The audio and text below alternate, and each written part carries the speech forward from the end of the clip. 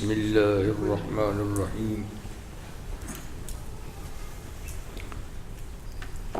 یا ایہا النبی اذا جاءک المؤمنات یبایعنک علی الا یشرکن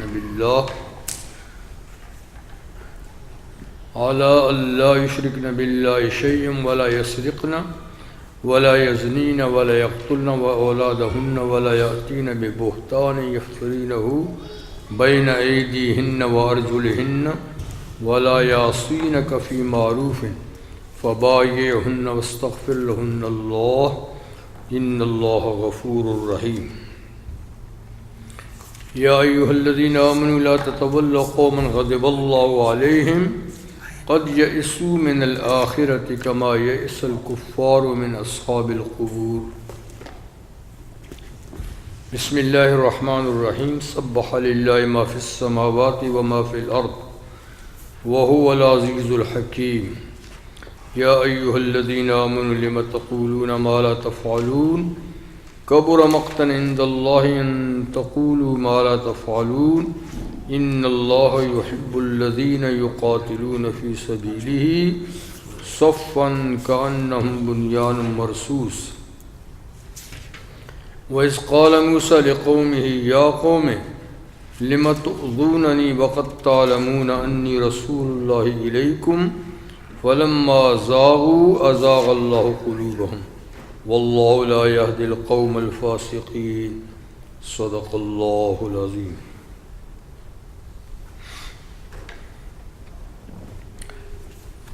سورۃ الممتحنہ کی آیہ نمبر 12 اور 13 اور سورہ صف کی آیہ نمبر 1 سے 5 تک آیات میں نے آپ کے سامنے تلاوت کی۔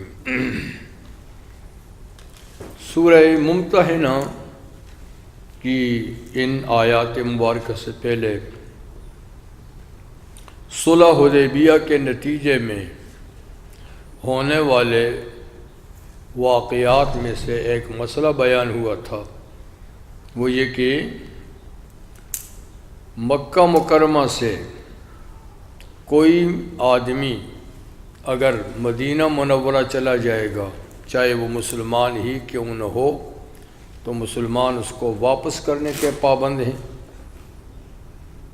لیکن مدینہ منورہ سے کوئی شخص چاہے مسلمان ہی کیوں نہ ہو مکہ آ جائے تو مکہ والے اس کو واپس کرنے کے پابند نہیں ہوں گے۔ یہ ایک شرط تھی، مگر یہ صرف مردوں کے لیے تھی، عورتوں کے لیے نہیں۔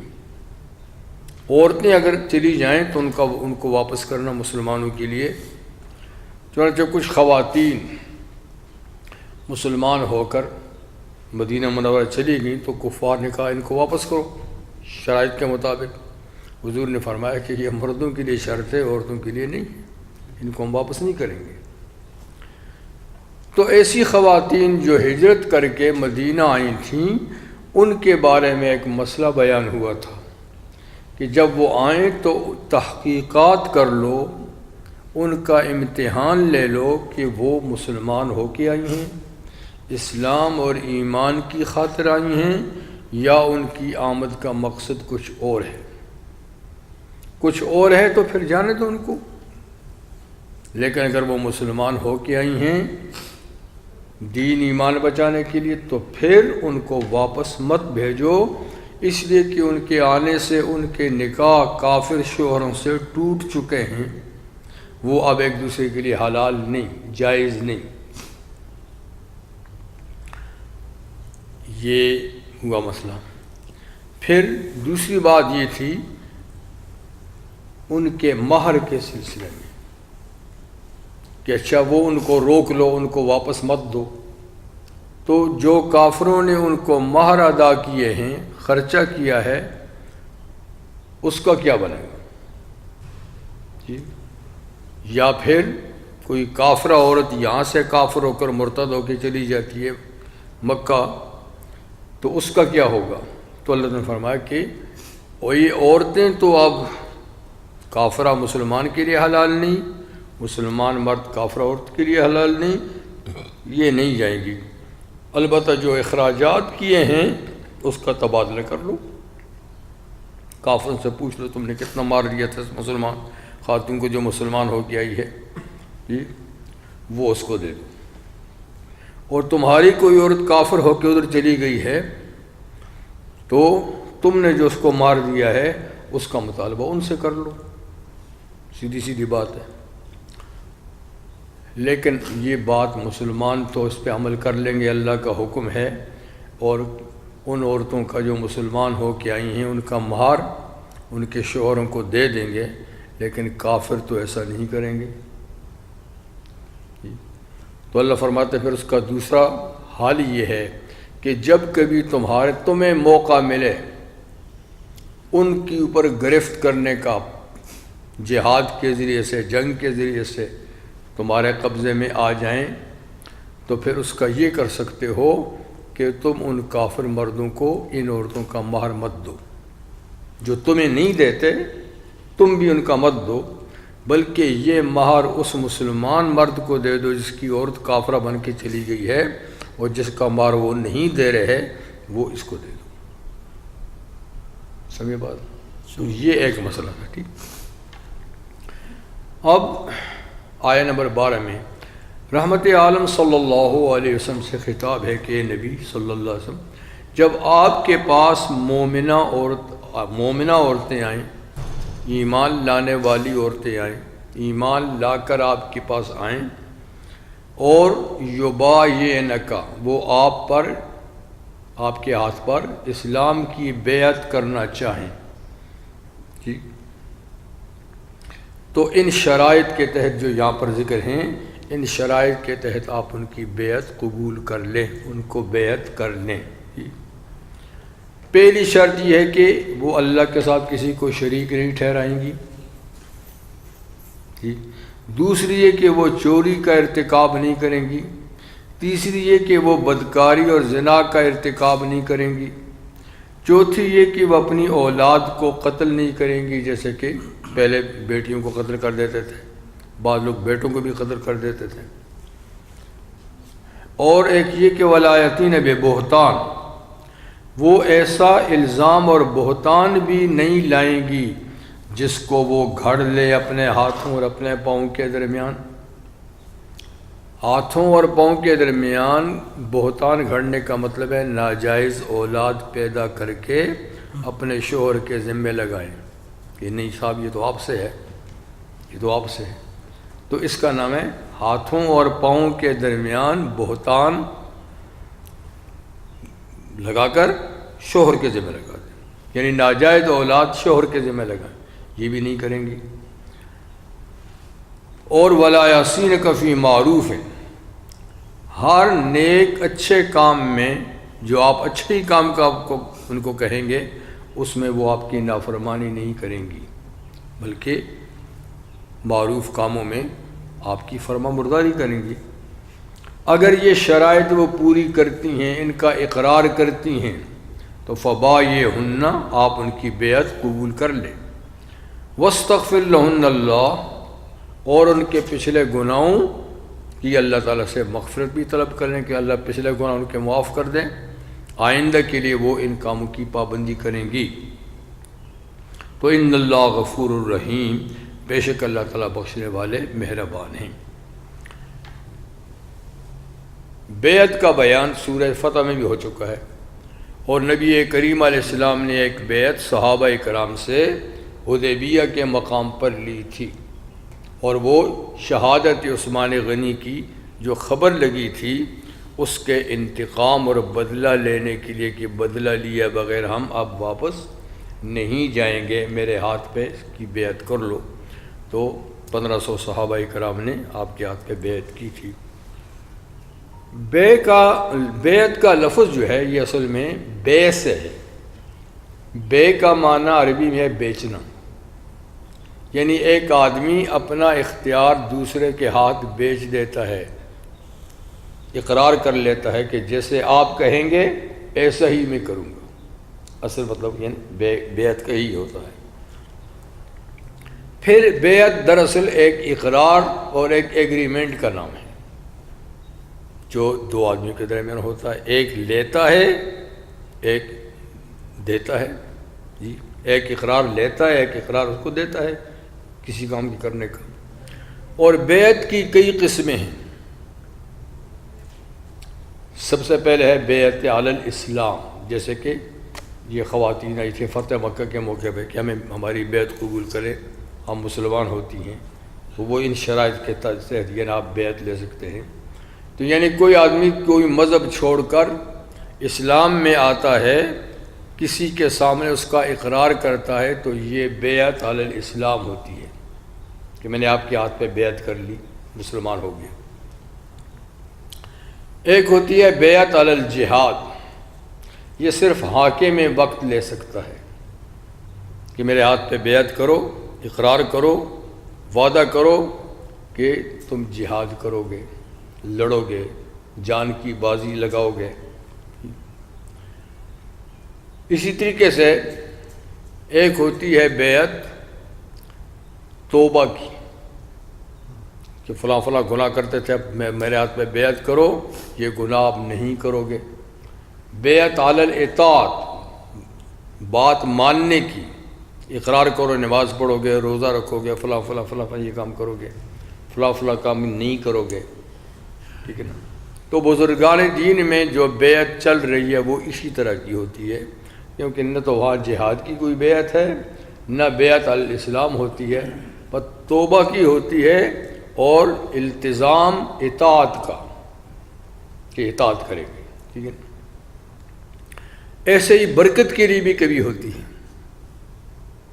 تو حضور صلی اللہ علیہ وسلم کی خدمت میں بچے لائے جاتے تھے چھوٹے چھوٹے، تو ان کے ماں باپ کہتے حضور آپ ان کی بھی بیعت لے لیجئے. حالانکہ بچہ کیا اقرار کرے گا، اس پر تو کوئی چیز ابھی لاگو ہی نہیں ہے، لیکن حضور دست شفقت اس کے سر پہ پھیر کے فرماتے تھے میں نے اس کی بیعت لے لی. حضرت عبداللہ بن زبیر 8 سال کے تھے کہ ماں باپ لائے کہ ان کی بیعت لے لیجئے. بیعت آپ نے ان کی بھی لے لی. تو اس کی یعنی متعدد قسمیں، ٹھیک ہے نا، بیعت کی متعدد قسمیں ہیں. لیکن یہ یاد رکھیے کہ بیعت کوئی فرض واجب نہیں اور سنت موقدہ بھی نہیں ہے، صرف سنت مستحبہ ہے. کوئی اپنی اصلاح چاہے تو بیعت کرے، اگر کوئی نہیں چاہتا تو بس اسلام کی قوانین کی پابندی کرے، نماز روزہ جتنے احکامات ہیں اور جتنے منائی ہیں جن سے روکا گیا ان سے اپنے آپ کو باز رکھے، تو اتنی بات بھی کافی ہے.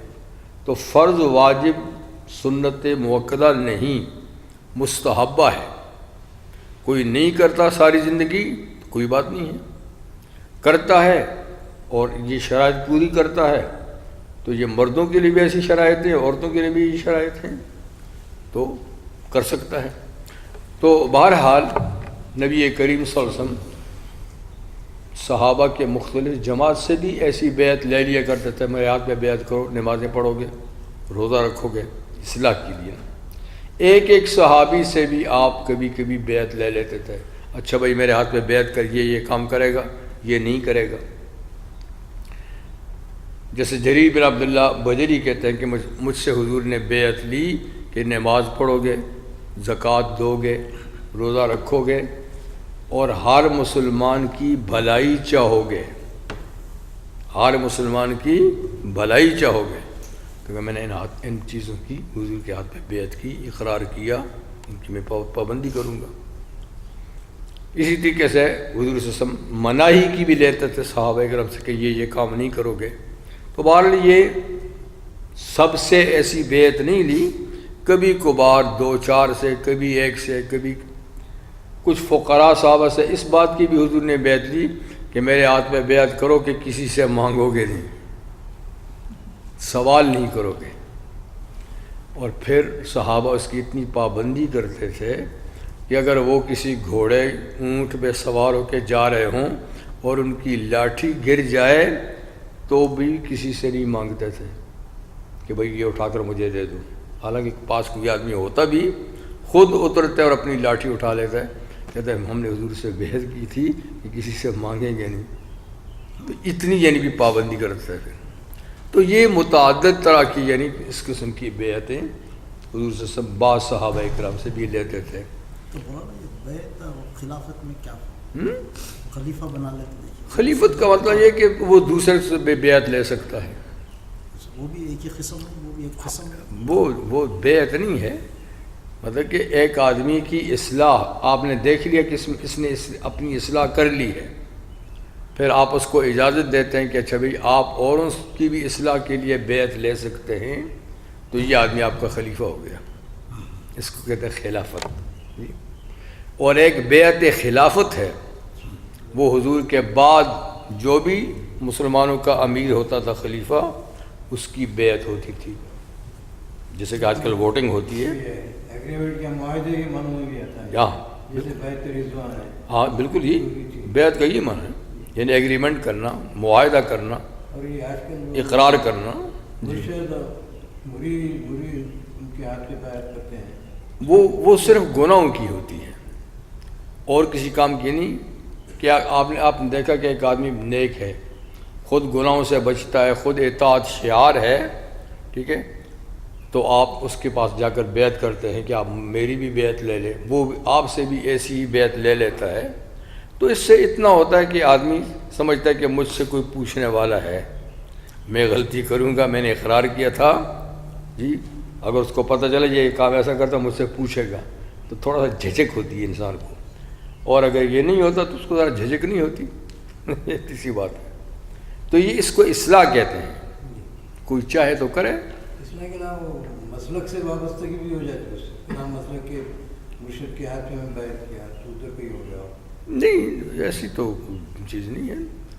مطلب کہ یہ مرشد کا معنی بھی رہنما ہے. مرشد کا معنی رستہ دکھانے والا، مرشد کی بیعت کا معنی ایک رستے پہ لگانے والا، ٹھیک ہے نا. اور یہ کہ وہ یعنی پوچھ گچھ کرے گا، لیکن آج کل وہ چیزیں کہاں رہی. مولانا خاتمہ وقت جو ہے وہ جو بیعت لیتے ہیں تو اس کی اطاعت کی بیعت ہوتی ہے.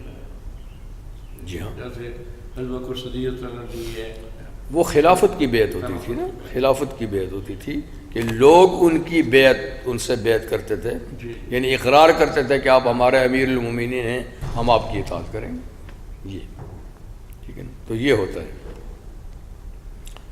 تو اس کی جگہ آج کل ووٹنگ ہوتی ہے. ووٹ دینا یہ بھی ایک طرح کی اقرار ہے کہ ہم آپ کی اطاعت کریں گے، آپ کو اپنا لیڈر مانتے ہیں. جی. تو اس میں یہ شرط ہے کہ جس سے بیعت کی جائے وہ عالم ہو قرآن اور سنت کا، شریعت کا عالم ہو. جاہل کی بیعت کریں گے تو وہ کیا اصلاح کرے گا؟ جو خود جس کو رستے کا پتہ نہیں ہے وہ دوسروں کی کیا اصلاح کرے گا؟ اس کی اپنی اصلاح پہلے ہونی چاہیے. کم سے کم کبیرہ گناہوں سے بچتا ہو، اور صغیرہ گناہ اگر کبھی کبھی ہو جاتے ہیں تو آخر انسان ہے، صغیرہ گناہ تو ہوں گے. وہ تو صرف اللہ کا نبی ہے جس سے صغیرہ کبیرہ نہیں ہوتا ہے. لیکن ایک مرشد کے لیے، پیر کے لیے ضروری کہ کبیرہ گناہوں سے تو اپنے آپ کو بچائے، بڑے گناہوں سے بچائے. صغیرہ بھی مسلسل نہیں کرے، کبھی کبھار ہو گئے تو ہو گئے، مسلسل نہیں کرے. اور اپنی اس کی اصلاح ہو، اس کی وضاقت، اس کا سب سنت کے مطابق ہو، تو اس کو اجازت ہے کہ وہ کسی دوسرے کو بھی اس رستے پہ لگائے، بیعت کرے. اور جو خود گم کردہ رہا ہو تو اب تو وہ چیز میں نے کہا نہیں رہی ہمارے اس دور میں، بہت کم. یہ نہیں کہ دنیا خالی ہو گئی ہے، اچھے لوگ بھی دنیا کے اندر ہیں، لیکن بہت کم. اور پیری مریدی کے نام سے اب تو ایک کیا ہے کہ دکانداری ہے. آپ نے خود ہی کہہ دی. وہ علامہ اقبال بھی کہتا ہے نا، زاغوں کے تصرف میں ہیں شاہی کے، نہ کیسا ہے، زاغوں کے تصرف میں ہیں عقابوں کے نشے میں، عقابوں کے نشے میں، عقابوں کے نشے میں. اب زاغوں کے تصرف میں، کووں کے تصرف میں، یعنی جہاں عقاب ہوتے تھے ان کے گھونسلوں میں اب کوے بیٹھے ہوئے بیٹھے. تو ان کو صرف اپنے مقاصد سے، اپنے نذرانوں سے غرض ہے، نہ اپنی اصلاح ہے نہ دوسرے کی اصلاح کوئی کرے گا. اکثر تو ایسے ہی ہے بس. یا ایھا الذین آمنوا، یہ سورت کے آخر میں بھی سورت کے اول کا حصہ ہے بیان کہ ایمان والو مت دوستی کرو قومن، اس قوم کے ساتھ غضب اللہ علیہم، جن پر خدا کا غصہ نازل ہے.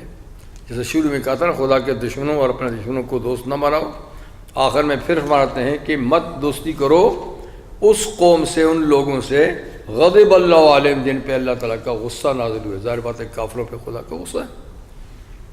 قد یئسوا من الآخرہ، یہ لوگ آخرت سے مایوس ہیں، آخرت کو نہیں مانتے، آخرت سے بالکل مایوس ہیں. کما یئس الکفار من اصحاب القبور، جیسے وہ کافر آخرت سے مایوس تھے جو اب قبروں میں جا چکے ہیں. ان کے باپ دادے جو اب اس وقت قبروں میں جا چکے ہیں وہ بھی آخرت سے مایوس تھے. اب یہ ان کی نسل کے کافر یہ بھی آخرت سے مایوس ہیں، تو یہ اس قابل نہیں کہ تم ان سے یعنی دوستی کرو. بس یہ ہے کہ ظاہر داری رکھو، ظاہری معاملات کرو، اور اس کے لیے شرائط یہی ہے کہ وہ تمہارے دین میں مداخلت نہ کرتے ہوں، تمہیں گھروں سے نہ نکالتے ہوں، تم سے لڑتے نہ ہوں، امن سے رہتے ہوں، تو تعلقات رکھو. لیکن باقی دل سے دوستی ان سے کسی قیمت پہ جائز نہیں.